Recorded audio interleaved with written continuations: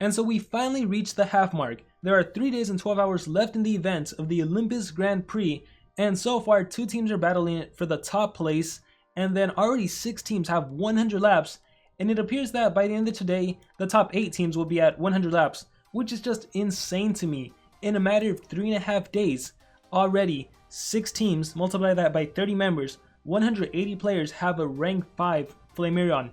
That's insane, and let's scroll all the way down to the top 100. The team in 100th place has 47 laps, which means by the end of today, in a matter of 4 days, they're probably going to be at lap 50. So over 100 teams, 100 times 30, 3,000 players have a rank 4 Flammarion.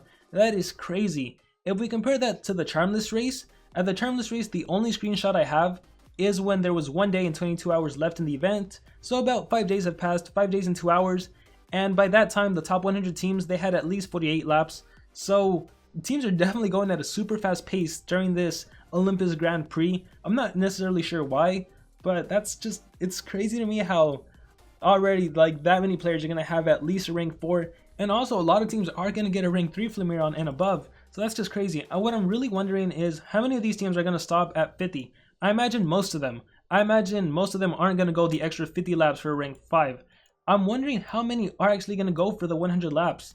I would say it's probably anyone that's 60 and above right now. I think that's a pretty fair assessment. Let's see. Yeah, maybe 45 teams. Can you imagine 45 teams? Dang, times 30 players, over 1,000 players having a rank 5 monster in a matter of a week? That's insane. This is what I was talking about. The whole oversaturation of monsters, devaluation of other monsters. Because this kind of happened with like the Igursis race. With the Igursis race, a lot of teams got a rank 5 Igursis for only doing 36 laps. And now every time in a Team Wars, it's a 130 Igursis I have to face. And I can't bring other monsters. I can't bring my rank 2 Shelnar, my rank 2 Greedy Dragon. I need Igursis to fight Igursis. And again, I've mentioned this about every Team Race monster. If it's a nature war, I'm gonna run into a Fatid. I'm gonna run into a Talika. I'm gonna run into a Shork. If it's a Earth war, it's mostly always a Montezuma ranked up. And then if it's a water war, it's a Kihaku because Kihaku was given out in a 72-hour challenge. And so the more and more these ranked monsters are given out to players, those are always become like the meta monsters that we always encounter. So now Nature Wars are actually always going to be a Charmless probably on defense because he's AI proof. But yeah, that's the current progress in the Olympus Grand Prix. But I don't want to go too much on that because I think I talked about that enough in my other video. What I do want to do in this video is do more of another public service announcement video. And that has to do with specifically races and joining teams. And one of the worst things that came out of races is the fact that some teams, some leaders will specifically go on global, recruit a member, and then once that member uses their gems, once they bypass the node that the team was stuck on, they'll kick them out of the team, and then they'll just get a new member, and they'll just rinse, cycle, repeat, rinse, cycle, repeat, and it's just really, really unfortunate for all of these innocent players. And unfortunately, there's not really much that Social Point can do. And some people do have ideas like Social Point should prevent leaders from kicking them out, Social Point should ban the leaders that do that. But at the same time, and this is my personal opinion, you as a player, you have to make the decision to join the team, and then the team has to make the decision to accept you. So honestly, this is just my personal advice. The best thing you can do for yourself is one of two things. You can either make your own team and lead it the way you would want to lead it with your morals, with your values, or you can simply, during races, stop trying to get into teams just for the sake of winning the top reward for getting the Flammarion for this race.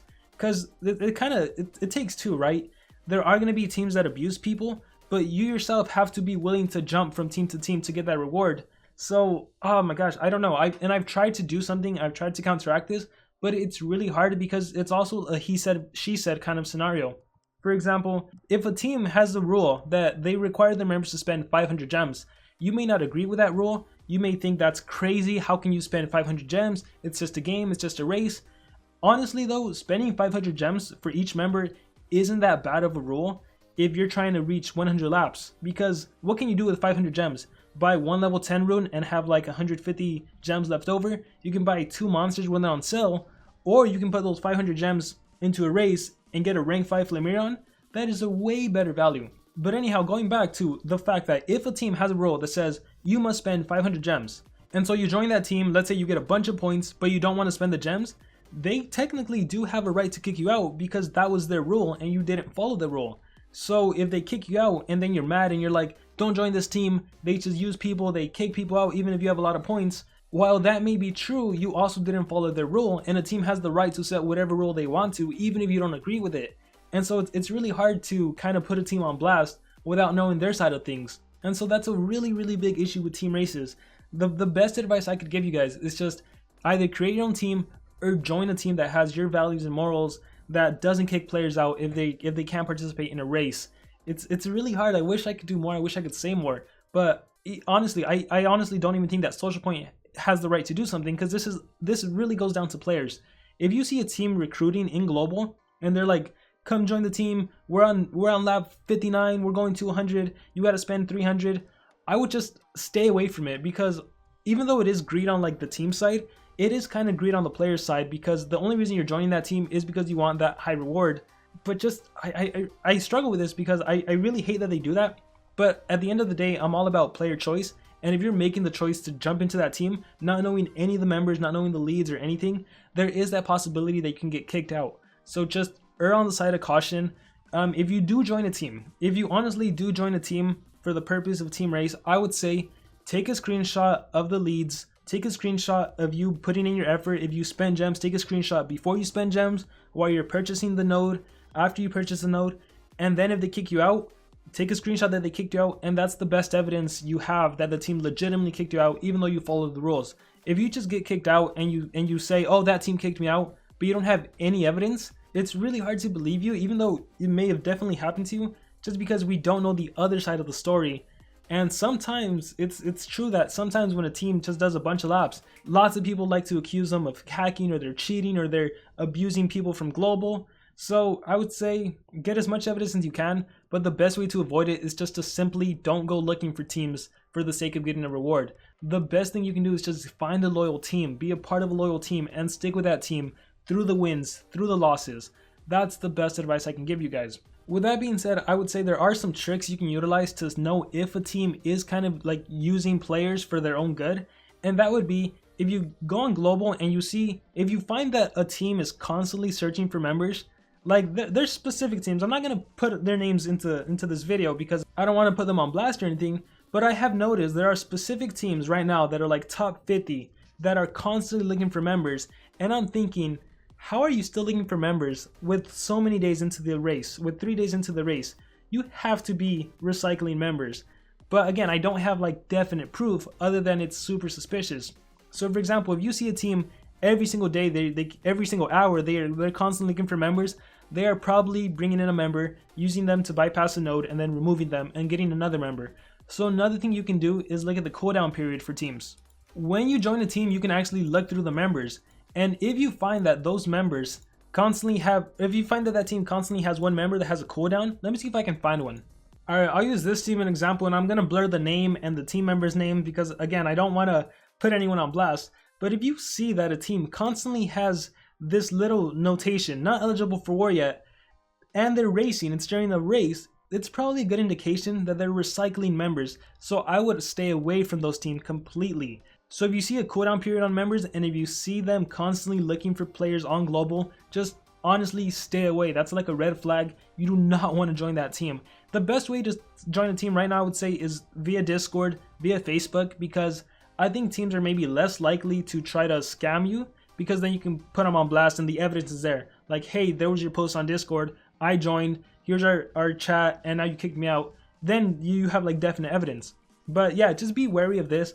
Also, big news, we are at the half mark, meaning that if you join anytime from now, by the time this video is released and forward into the event, you can't get any reward. So don't bother investing your gems into the team. There is zero incentive. You get nothing. The whole team is going to get the rank 5 Flammarion, rank 4 Flammarion, rank 3, whatever. You're not going to get anything even if you spent 1,000,000 gems. Because after the half mark, after 3 days and 12 hours, you do not get anything. And so don't even bother going into one of these top 500 teams participating in the Olympus team race, because you don't get anything out of it. And so that's all I basically have to say. Be extremely careful when joining team races. The best way to avoid being scammed or being tricked is just to be a part of a loyal team.